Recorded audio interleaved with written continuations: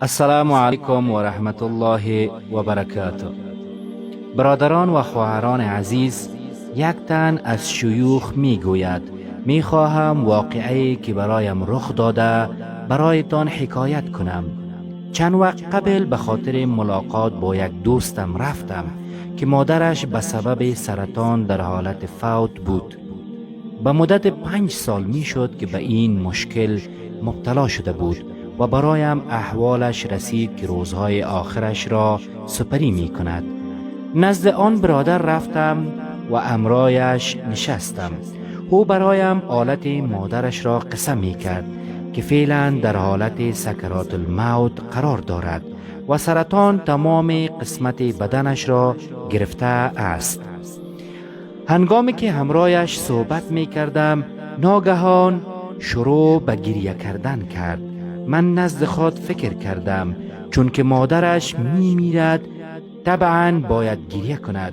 من کوشش کردم برایش تسلی بدهم که مرگ یک چیز طبیعی است.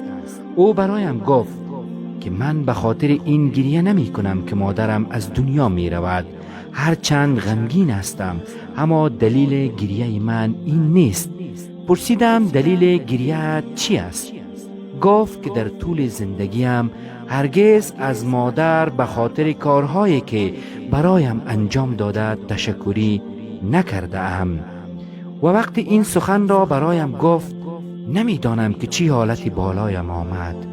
در تمام زندگیم هیچگاه از مادرم تشکری نکرده ام، اما اکنون مادرم در بستر مرگ بیهوش قرار دارد.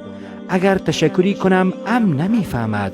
والله برادران و خواهران عزیزم، این برایم خیلی تأثیر گذار بود که در تمام زندگی خود، خصوصا کسانی که خوشبخت هستند که مادرانشان زنده است، مادران ما همیشه در کنار ما می باشند و هرگز ما را تنها نمی گذارند و پشتیبانی می کنند و هیچگاهی هم نشده که بیاییم و برایش بگوییم مادر جان تشکر.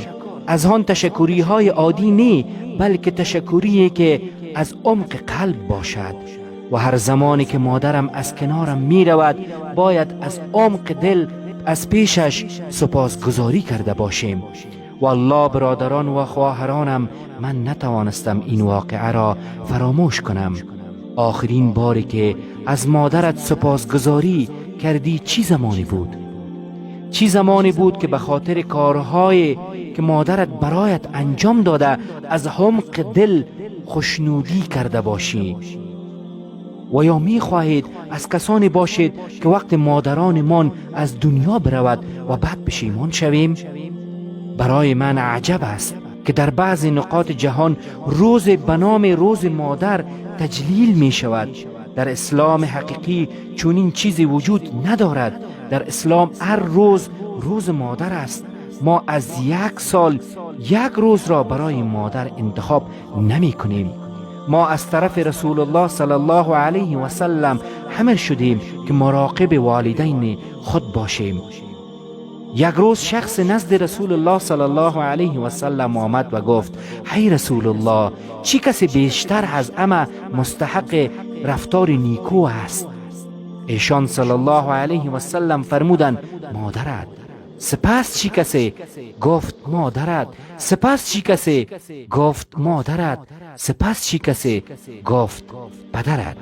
یعنی فکر میکنیم مطلب از این حدیث تنها محبت است؟ نه، بلکه مستحق ترین شخص از مالت، از رفتار نیکوت و از همه چیزت مادرت است. مادرت است. مادرت است و سپس پدرت.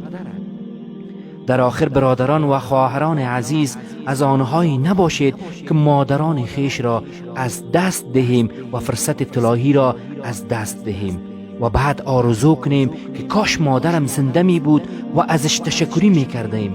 آنهایی که هنوز مادرانشان زنده هستند، بدوید و دست‌ها و پاهای مادران را ببوسید و از ایشان از عمق قلب تشکری و سپاس گزاری نمایید.